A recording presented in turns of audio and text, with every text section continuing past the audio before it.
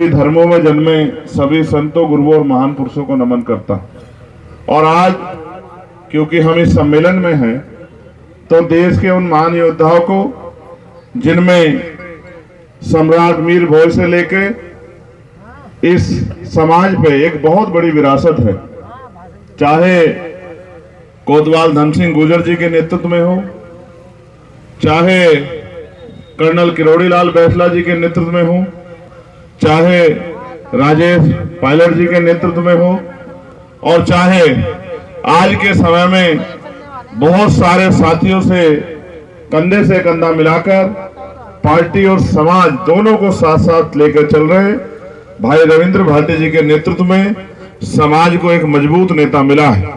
मैं ये उम्मीद और विश्वास करता हूं कि हमने इतिहास भी पढ़ा है और इतिहास इस बात का गवाह भी है कि समझदार लोग अपनी वोट का इस्तेमाल बड़ी समझदारी से करते हैं। समझदारी के साथ ही वोट का इस्तेमाल करने से भविष्य के रास्ते बंद होते हैं और भविष्य के रास्ते खुलते हैं। ये लोकशाही है, लोकतंत्र है। हर 5 साल बाद आपको मौका मिलता है, आप अपनी वोट से ताकत बनाते हैं। जिस तरह से आपने लंबे समय से इस क्षेत्र में वोट के आधार पर अपनी ताकत बनाने का काम किया है, इस बार जब गुर्जर समाज से कोई प्रत्याशी मैदान में नहीं है, तो हर आदमी उम्मीद कर रहा है कि गुर्जर समाज का आशीर्वाद उनको मिले। मैं तो अपने तौर पे, अपनी पार्टी संगठन के तौर पे कह सकता हूं कि कोई ऐसा मामला एक भी नहीं है जहां गुर्जर समाज को मेरी जरूरत पड़ी हो और मैंने गुर्जर समाज को अकेला छोड़ा हो। जब जब मुझे जहां जहां कहा गया, खड़ा किया गया, मैंने आगे बढ़ चढ़कर उन सारे संघर्षों में अपना योगदान देने का काम किया। इस उम्मीद से नहीं कि कल को मुझे गुर्जर समाज में जाके वोट मांगना है, इस उम्मीद से कि जब किसी को मेरी जरूरत है और हमारे नेता रविंद्र भाटी ने कहा है कि ये लड़ाई समाज के स्वाभिमान सम्मान की है, तो इसको आपको लड़ना है, तो मैंने कभी पीछे पलट कर नहीं देखा। मैं तो क्रांतिकारियों से सीख लेता हूं, चाहे वो विजय सिंह पथिक जी हो या कोई और क्रांतिकारी साथी हो, जिन्होंने किसानों के लिए, नौजवानों के लिए, देश के लिए हंसते हंसते अपने प्राणों के बलिदान दे दिए। और गुर्जर समाज के संघर्ष से भी देश अछूता नहीं है। गुर्जर समाज का बलिदान और संघर्ष भी देश ने देखा हो। चाहे पाकिस्तान के बॉर्डर पे कश्मीर में रहने वाला गुर्जर हो, जो सेना की कमी पड़ने पर अपने आप से दुश्मनों का डटकर मुकाबला करके, अपने प्राणों के बलिदान करके देश की रक्षा करने का काम करता हो, या हरियाणा या पंजाब का गुर्जर हो या हिमाचल का गुर्जर हो, जो सीमाओं के साथ साथ उस देश में, उस प्रदेश में अपने योगदान को खेती किसानी करके मजबूत करने का काम करता हो। चाहे आजादी का आंदोलन आप देख लो, सैकड़ों गुर्जर समाज के लोगों को एक दिन में जो है शहादत देनी पड़ी। कोतवाल धन सिंह गुर्जर, जिन्होंने 1857 क्रांति का नेतृत्व किया, जिन्होंने पहला जो है संघर्ष शुरू किया, अंग्रेजों के दांत खट्टे किए, अंग्रेजों को झुकने के लिए मजबूर किया, वो कोतवाल धन सिंह गुर्जर बहुत बड़ा उदाहरण हम पे है कि किस तरह मातृभूमि के लिए बलिदान दिया जाता है। ऐसे ही विजय सिंह पथिक जी ने किसानों के लिए और आम जनमानस मजदूरों के लिए बलिदान दिए हैं। जिसको देखना हो वो यही बुलंदशहर कालाम चला जाओ, उनको पता लग जाएगा इस समाज ने कितने बड़े बड़े बलिदान देके देश को सींचने का काम किया है। लेकिन क्योंकि आज कार्यक्रम ज्यादा है और भाटी जी का कि ये आदेश मानिए, ये आग्रह नहीं आदेश था कि चुनाव में हमारी भागीदारी भी होनी चाहिए। कल को हम भी जब एमएलए जीत जाएगा, उसकी उंगली पकड़ के, उसका हाथ पकड़ के अपने काम कराने के लिए अपने लोगों के बीच में रहेंगे, तो हम भी एक कार्यक्रम करके सम्मान और समर्थन देना चाहते हैं। मैं भाटी जी के इस प्रयास का और मेरे छोटे भाई दीपक जी के, रवि जी के, अमन जी के और इस मंच पर उपस्थित सभी साथियों के, भाई अमित कसाना जी के, भाई अमित गुर्जर जी के, इनके मोनू गुर्जर जी के सामूहिक प्रयासों का बहुत बहुत धन्यवाद करता हूं और अपने भाइयों को विश्वास दिलाता हूं कि जो आज प्रेम और आशीर्वाद और विश्वास उन्होंने आजाद समाज पार्टी, भीम आर्मी, चंद्रशेखर आजाद और हमारे भाइयों पे दिखाया है, हमारे प्रत्याशियों पे दिखाया है, हमें अगर खून का कतरा कतरा चुका के भी इस विश्वास को कायम रखना पड़ा तो हम पीछे नहीं हटेंगे और आने वाले समय में बढ़ चढ़ के सो समेत इस प्यार आशीर्वाद को हम लोग लौटाने का काम करेंगे। आने वाले समय में बहुत सारे ऐसे मौके आएंगे जब यहाँ पर जिला पंचायत के चुनाव होंगे, चेयरमैनी के चुनाव होंगे, जिला पंचायत अध्यक्ष के चुनाव होंगे, सांसद के चुनाव होंगे, एमएलसीओ के चुनाव होंगे, बहुत कुछ होगा। बहुत अवसर मिलेंगे जब जब प्रधान गांव से बनेंगे, बीडीसी गांव से बनेंगे, जब जब मेरे परिवार के लोग मुझे याद करेंगे। कुछ भी करने की जरूरत नहीं, एक फोन रविंद्र भाटी जी को, भाई दीपक गुजर जी को, हमारे साथियों को आप कर देना, आपको शक्ति का एहसास हो जाएगा कि जब हम किसी का हाथ पकड़ते हैं तो छोड़ते नहीं है। आपने आज हमारा हाथ पकड़ा है, हम लंबे समय के लिए आपसे वादा करते हैं कि हम इस हाथ को छोड़ेंगे नहीं जब तक आप हमें जहां जहां आप हमसे काम लेना चाहोगे उस काम को हम लोग करने का काम करेंगे, क्योंकि ये लंबी लड़ाई है। किसानों की समस्या है, पढ़े लिखे नौजवान बेरोजगार घूम रहे हैं, महंगाई ने कमर तोड़ दी है, उन पे मैं सामूहिक रूप से समय समय पर बात रखता रहता हूं। आज तो मैं बस आपको ये कहूंगा, क्योंकि बड़े पैमाने पे हमारा गुर्जर समाज खेती किसानी भी करता है। जिस मिल से आपका समय पे पैसा ना मिले या जो मिल आपको परेशान करे, आप एक बार इशारा कर देना, उस मिल पे ताला लगाने का काम हम लोग करेंगे। और मेरी जिंदगी में एक बहुत बड़ा योगदान गुर्जर समाज का है और मैं समय समय पे उसको बताता भी हूँ। जब एक बार बहुत बड़े पैमाने पे किसान और गुर्जर भाइयों को नोएडा में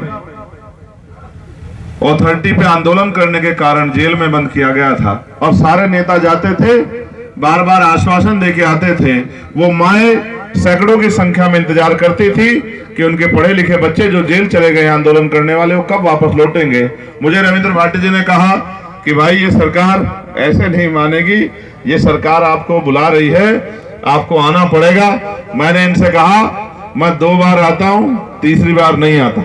एक बार में काम चल गया तो बहुत अच्छी बात है, दूसरी बार में जरूरत पड़ी तो सरकार को बहुत भारी पड़ेगा। पहली बार हम लोग गए और ये वादा करके आए अपने वहां बैठे किसान भाइयों से, जिसमें जाट समाज के भी, गुर्जर समाज के भी, यादव समाज के भी और अन्य समाज के किसान भी थे, कि भाई हम सरकार को कितने दिन का समय था भाई, 15 दिन का समय देते हैं, क्या तो किसानों की मांग मानकर और जेल में बंद किसानों को रिहा कर दे, वरना 16वें दिन हम लोग आएंगे, अथॉरिटी पे ताला लगेगा और ताला तब खुलेगा जब हमारे किसान भाई रिहा हो जाएंगे।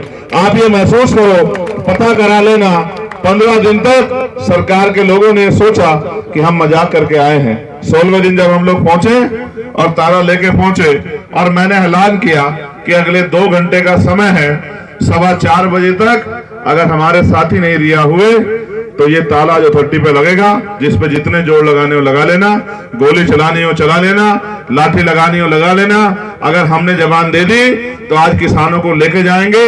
आप पता करा लेना, 1.5 घंटे में पूरा एडमिनिस्ट्रेशन वहां था, तमाम एडमिनिस्ट्रेशन वहां था कि अध्यक्ष जी आप ऐसा मत करो। मैंने कहा इन माओं को वचन दिया है, इस वचन को पूरा करना है। और आप महसूस कीजिए, वो माए मुझसे पूछ रही थी, भाई चंद्रशेखर सारे नेता आते हैं कहते हैं छुट जाएंगे, छुट भी जाएंगे, ये आज भी हमें खाली हाथ जाना पड़ेगा। मैंने कहा आपने बहादुर बेटों को जन्म दिया है, रविंद्र भाटी जी ने जबान दी है, अमित कसाना जी ने जबान दी है, तो आज हमारे भाई अब हमारे बीच में होंगे।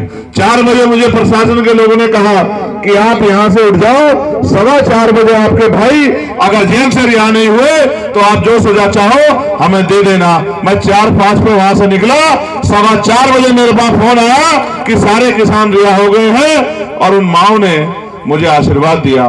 मैं बात आपको इसलिए बता रहा हूं क्योंकि मेरी जिंदगी से जुड़ी हुई है। उस दिन जिस दिन किसान जेल गए किसानों का सम्मान समारोह रखा गया, उन माओ ने फोन करवाया मास्टर मनोज नागर जी के जरिए कि चंद्रशेखर को फोन करके कह दो आज हमारे बीच आ जाएगा, हम उसका स्वागत करना चाहते हैं। मास्टर मनोज ने मुझे फोन किया, मैं गाड़ी में बैठा था, मैं फोन देखने के लिए ऐसे झुका और तत्काल वो गोली चली। अगर वो माँ मुझे फोन ना कराती मास्टर मनोज फोन ना करते, मैं नीचे की तरफ नहीं देखता तो वो गोली मेरा पेट चीर के आर पार निकल जाती। मेरे ऊपर एक बहुत बड़ा एहसान आप लोगों का है, मैं समय आने पर उसको उतारूंगा, इस बात का आपको वादा करता हूं। उस दिन आपके सहयोग की वजह से और उन माओ के आशीर्वाद की वजह से मैं बार बार सबसे कहता हूं कि कभी अगर किसी की मदद करनी हो तो पीछे मत हटा करो, क्योंकि माओ के आशीर्वाद में बहुत ताकत होती थी। उन माओ के आशीर्वाद से आज मैं जिंदा हूं और आगे भी बढ़ रहा हूं। तब मैं कुछ भी नहीं था, सिर्फ संघर्ष में था, फिर मेंबर ऑफ पार्लियामेंट भी बना। आपका आशीर्वाद सहयोग रहेगा सर्व समाज का तो और भी आगे लड़ाई बढ़ी जाएगी। लेकिन मैंने बात आपको इसलिए बताई कि मैं एहसान भूलता नहीं। मैं आपको वादा करता हूं, भाटी जी ने मुझे एक रात पहले कहा कि भाई गुर्जर रेजिमेंट की मांग उठनी है। मैंने कहा पार्लियामेंट में कल मेरा समय नहीं है। तो इन्होंने कहा भाई मैं नहीं जानता, समाज के लोगों ने कहा कि गुर्जर रेजिमेंट की मांग अगर भाई ने नहीं उठाई तो हम मानेंगे कि हमारा हमसे प्यार कम हो गया है। मैंने अध्यक्ष जी से कहा कि चाहे 1 मिनट दो, लेकिन आज गुर्जर रेजिमेंट की मांग उठेगी पार्लियामेंट से, क्योंकि ये मांग बहुत पुरानी है। 30 सेकंड का मौका मिला और मैंने 30 सेकंड में हिस्ट्री बता के और सरकार से मांग की कि गुर्जर रेजिमेंट जो है वो बननी चाहिए। गुर्जर समाज, राष्ट्रभक्त गुर्जर समाज को देश सेवा का मौका मिलना चाहिए। मैं तो अपनी तरफ से पूरे प्रयास करता हूं, जैसी ताकत आप मुझे दोगे वैसे ही लड़ाई आगे बढ़ेगी। और ये भी एक सच है, हमने पूर्व की पार्टियां और पूर्व के जो हैं रिश्ते देखे हैं, गुर्जर समाज ने जब जब कमजोर वर्गों का साथ दिया है ताकत बनी। बाबू जगवीर जी जब हम पिछला आंदोलन आगे बढ़ा, बिना किसी पद पे थे, मान्यवर साहब काशीराम ने मंत्री बनाने का काम किया था, क्योंकि हम जानते हैं किसके साथ हमें खड़े होना है और किसके हमें बचना है। मैं आपका धन्यवाद करूंगा और आपसे अपील करूंगा कि इस बार 20 तारीख को आप आशीर्वाद देने जाएं तो इस बार 10 मिनट के लिए बूथ पर जाने से पहले और बटन दबाने से 10 सेकंड पहले हमारे संघर्षों के बारे में भी सोचना कि एक मौका हमें मिलना चाहिए, नहीं मिलना चाहिए। और अगर आपने मौका हमें दिया, मैं विश्वास दिला कहता हूं कि कभी आपको पीछे पलट के देखने का मौका नहीं मिलेगा। आपको एक बार नहीं ऐसा लगेगा कि आपकी वोट खराब हुई या आपकी वोट से ताकत नहीं बनी। मैं आपका धन्यवाद करता हूं और यहां आज के कार्यक्रम को आयोजित कराने वाले सभी साथी